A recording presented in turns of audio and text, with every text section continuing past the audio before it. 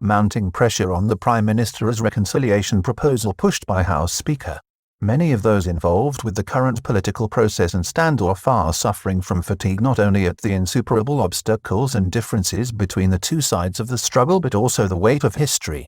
Thailand has been down this road so many times before, in a never-ending cycle, which begins with a new charter and ends with a coup d'etat. Thai Prime Minister Prayut Chan-o-cha was pressing the flesh in Phuket on Tuesday as his cabinet addressed the economic problems of the area and across southern Thailand. In Bangkok, parliamentarians were still trying to breathe life into an agreed proposal for a reconciliation committee to resolve the kingdom's political struggle amid increasingly insistent calls for the PM to step down and for the process to include discussion on reform of the monarchy. Embattled Thai Prime Minister General Prayut Chan-o-cha met supportive crowds in Phuket on Tuesday as the Thai cabinet held a meeting on the famous island to address the massive economic challenges facing the region and Thailand's south. In set top, the Speaker of the House of Representatives, Chuan Lik-pay, meanwhile in Bangkok, was pressing ahead with plans for a national reconciliation committee to address the political crisis caused by ongoing street protests. Thailand's Speaker of the House of Representatives, Chuan Lik-pay, on Tuesday attempted to move the proposal for a national reconciliation process forward. The former Prime Minister took delivery of a set of proposals for the process put forward by the King Prachatiparks Institute which outlined how it might work. The proposed process is reported to be based on two models, one being a panel of representatives from all sides of the conflict while the other was for appointed middlemen representing various groups or parties. Mr. Chuan told reporters that he would consider both options and that it may be possible to alter or combine both ideas after further discussion. Phone calls with former prime ministers who iterated support for the proposed reconciliation process. He also revealed that he had made phone calls to 3 former Thai prime ministers who backed the proposal to try to convene a reconciliation committee to attempt to solve the kingdom's political problems amid a tense standoff between the entrenched government of General Prayut Chan-o-cha and student-led protesters who have dominated the streets in the last 4 months. The 3 former prime ministers are General Chavalit Yongchayad, 1996-97, Anand Panayarachan, 1991-1992, and Abhisit Vijayajava, 2011-2013. All have voiced their support for the plan, although it is not clear whether all 3 will play a role in the process. It was reported that General Chavalit had not ruled out being chairman of the panel, while the House Speaker, Mr. Chuan, also a former PM, has ruled himself out of this role. Thailand has been down this road so many times before in a nation that is divided politically. The problem for lawmakers, and all concerned, is that Thailand has been down this road many times before. It almost feels like reconciliation processes and efforts to write charters or constitutions are as common in Thailand as military coups, except that they are not. This has produced even more skepticism and distrust on both sides.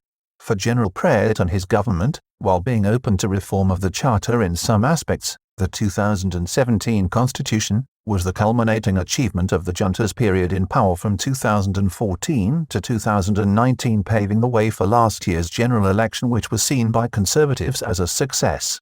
The 2017 constitution was seen as a response to large-scale street demonstrations by yellow shirt protesters in 2013 and 2014, calling for democratic reform or a reset of democracy to counter what they saw as the corruption of the political system by moneyed interests. For today's opposition and street protesters, the current constitution is the crux of the problem. Growing pressure on the PM to resign. The one thing that is for certain is that there is growing pressure on the Prime Minister, Prayut Chan-o-cha, to resign despite his insistence that he will not abandon his position at a time when the country faces the threat of COVID-19 and multiple crises including economic and political challenges. The problem for the PM is that the opposition, both on the streets and in Parliament, is casting his tenure and the 2017 constitution which he oversaw and guided into place, as the source of the current problems, not to mention the 2014 coup. Largest political party, Pheu Thai, rigidly insists it will not take part in the reconciliation process without General Prayut's resignation from office.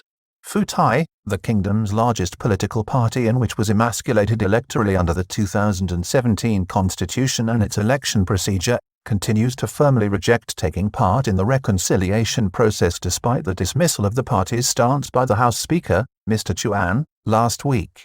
Pheu Thai Secretary General, Prasut Chanruangthong articulated the party's view on the issue in recent days when he said this about the Prime Minister's position: as long as he stays, the problems will remain unsolved, while tension escalates and becomes harder and harder to control. Key protest leader Anand Nampa: it is his lack of legitimacy and ideas that are causing the trouble. This point of view was emphasized by key protest leader, poet and human rights campaigner, Anand Nampa, this week, when the imprisoned activist was quoted on a social media discussion. It is almost a consensus that the only way out is to oust Prayut because it is his lack of legitimacy and ideas that are causing the trouble. The government has indicated that it is happy to pursue the proposed reconciliation process and has welcomed the proposals formulated by the King Prachataparks Institute.